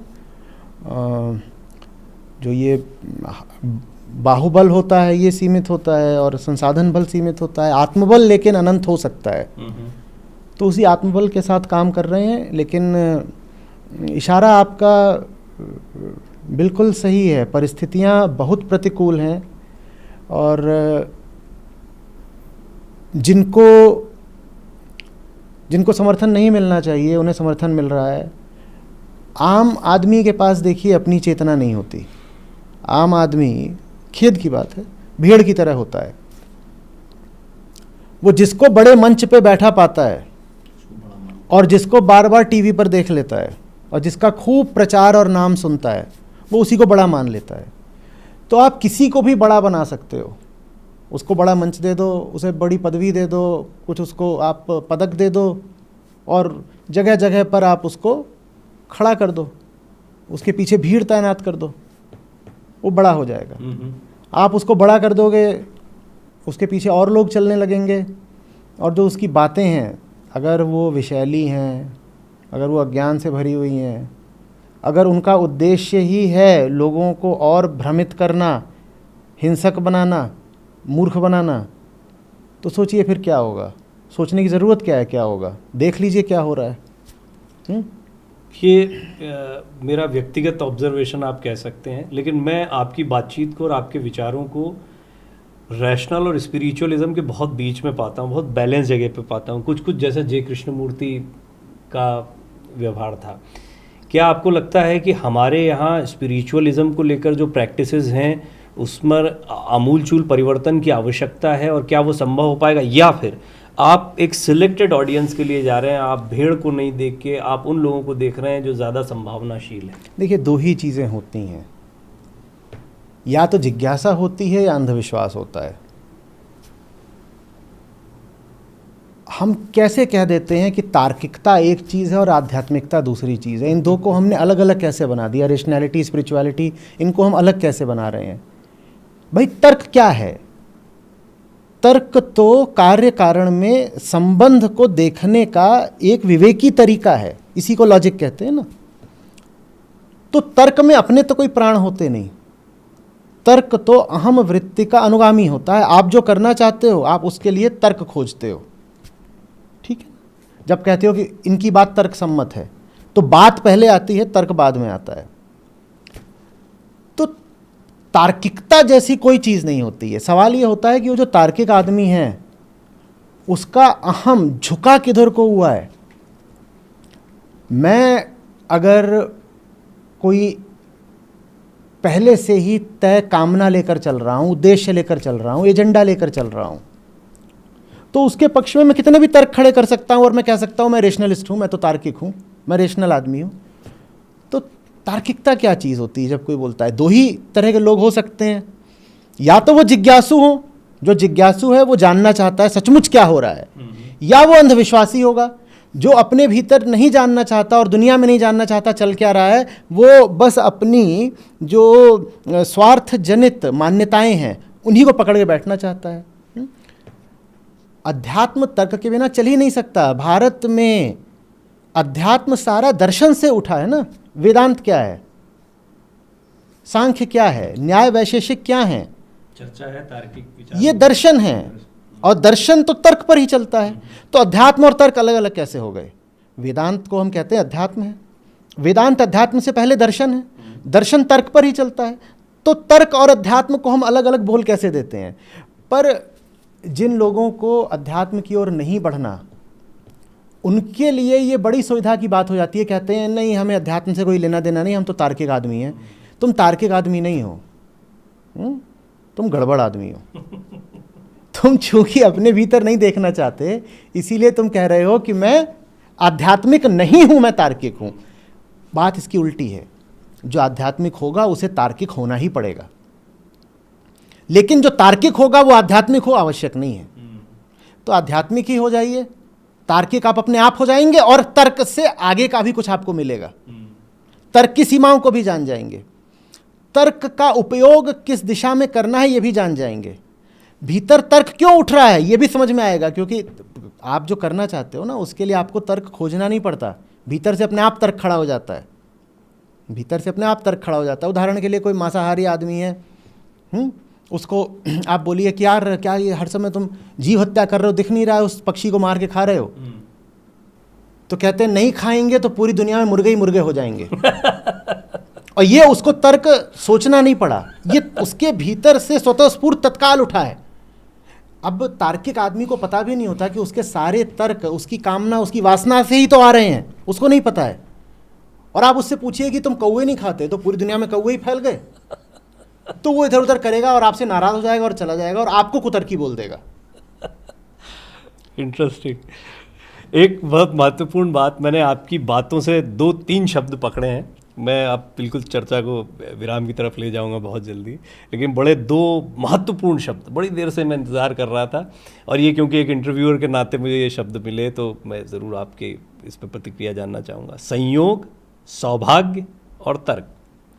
संयोग और सौभाग्य को आप प्रतिपादित करते अभी बातचीत में दिखाई दिए। आपने माना कि संयोग भी था, सौभाग्य भी था, फिर एक तर्क भी है। क्या आप जीवन में संयोग, सौभाग्य इनको मानते हैं? और फिर बहुत सारे लोग जो इसी वजह से अंधविश्वास के दायरे में आ जाते हैं, उनका क्या होगा? संयोग और सौभाग्य ये दोनों प्रकृति के पर्याय, क्योंकि ये तर्क से परे हैं, बस मैंने प्रश्न लिए। जी, ये तर्क पे नहीं चलते, बस इसीलिए ये रैंडम है जी, ये रैंडम रैंडम है। तो जो पूरी प्रकृति होती है वो यादृच्छिक होती है, माने रैंडम होती है, अनायास होती है, उसका कोई आप अनुमान नहीं लगा सकते। तो इसीलिए जो जो जो विवेकी आदमी होता है वो प्रकृति में सहारा नहीं खोजता, बहुत बड़ा वहाँ पे अपना घर नहीं बनाता। उसको पता है कि यहाँ तो बस ऐसे ही है, जैसे समुद्र में लहर उठती है, लहर गिर जाती है, इतनी लहरें उठ रही हैं, गिर रही हैं, क्या इनका कौन हिसाब रखे और कौन भरोसा रखे इनका? कभी कुछ होता है, कभी कुछ हो जाता है, नदी नाव संयोग, कभी आया कभी गया, ये सब चलता रहता है। तो संयोग, सौभाग्य, इनका संबंध प्रकृति से है। हम कौन हैं? यहाँ से प्रकृति हैं हम, शरीर से, और भीतर से चेतना है हम। प्रकृति का संबंध सौभाग्य संयोग, या कि आप अभाग और कुसंयोग ऐसे कह सकते हैं आप, कि दुर्योग या दुर्योग बोल दीजिए। चेतना का संबंध किससे है? अगर वहां पर बात संयोग की है तो चेतना में बात चुनाव की है। तो जो व्यक्ति आत्मस्थ होकर नहीं जी रहा है वो संयोगों की आपको बहुत बात करता नजर आएगा, क्योंकि वो जहां जी रहा है वो तो जी रहा है प्रकृति के क्षेत्र में, और प्रकृति में जीते हैं सब पशु, वो पूरी तरह प्राकृतिक होते हैं पशु। इंसान प्रकृति में पैदा जरूर होता है, पर उसको जीना अपनी चेतना में होता है। मुक्ति आप अपने शरीर को नहीं देते, मुक्ति आप अपनी चेतना को देते हो ना। और चेतना संयोगों पे नहीं चल सकती, चेतना को चुनाव पर चलना होता है। यही तो मुक्ति का साधन है, चुनाव। अगर आपके पास चुनाव की शक्ति ना हो तो आपको मुक्ति का भी कहाँ कोई अवसर है। तो हमें न संयोगों पर आश्रित रहना है। एक सौभाग्य पर भी मैं चाहूँगा कि थोड़ा सा आप बोलें, क्योंकि भाग्य इसमें आ जाता है और भाग्य भी तर्कातीत है। अभी आकाशवाणी पर हुआ था, उन्होंने इंटरव्यू लिया मेरा अभी 2-4 दिन पहले, तो उन्होंने कहा कि अपनी पसंद का कोई गाना बताइए। तो प्रहार फिल्म का एक गाना है, हमारी मुट्ठी में आकाश तारा, हाँ, जब भी खुलेगी चमकेगा तारा। उसमें आगे आ बात है, हथेली पे रेखाएं हैं सब अधूरी, किसने लिखी है नहीं जानना है। संयोग है, मुझे क्या करना है। मैं सौभाग्य की बाट नहीं जो हो सकता, मेरी हथेली पर क्या लिखा है ना मैं उसको पढ़ सकता हूँ, ना मुझे उसको पढ़ने से कोई मतलब है। मुझे ये पता है कि काम असंभव भी हो तो मुझे करना है। आपका कोई स्वजन होता है, वो बहुत बीमार है और चिकित्सक मान लीजिए ये भी कह रहे हैं कि इसके बचने की बहुत कम संभावना है, हमारा प्रिय मित्र है कोई, तो क्या हम उसे बचाने का यत्न छोड़ देते हैं? 1% भी कह दिया कि संभावना है, 0.1% भी, हम तो भी लगे रहते हैं कि बचा दें, कोशिश करते रहें। वहाँ हम ये तो नहीं कहते ना कि अब तो जो इसमें संभावना है वो बहुत कम हो गई है। न तो वहाँ पे हम प्रारब्ध की बात करते हैं, न प्रोबेबिलिटी की। वहाँ हम बात करते हैं प्रेम की। वहाँ हम कहते हैं मेरा चुनाव है कि मैं डटा रहूँगा, भले ही इसमें मुझे असफलता मिल जाए। मैंने ये चुनाव अभी किया मेरी माता जी के साथ में, मुझे सफलता मिली आशीर्वाद से, तो ये बिल्कुल ठीक है। मैं उससे कनेक्ट कर पा रहा था आपके उदाहरण। और निष्कामता यही होती है कि असफलता की पूरी संभावना है लेकिन मुझे फर्क नहीं पड़ता, काम इतना ज़रूरी है कि मैं करूँगा ज़रूर। तो जिसको ज़िंदगी सार्थक जीनी हो उसको सौभाग्य और संयोग दोनों को कम से कम महत्व देना होगा। उसको ये नहीं देखना होगा कि दुर्योग बन रहा है कि दुर्भाग्य खड़ा हो रहा है। उसको तो ये कहना होगा कि अब जैसा भी है, जो भी है, मेरा आनंद तो सही ज़िंदगी जीने में है, उससे मुझे क्या मिलता है, क्या परिणाम, छोड़ो। आप अंधविश्वासों के खिलाफ एक चेतना का जागरण भी करने का प्रयास कर रहे हैं, इसीलिए सवाल महत्वपूर्ण है।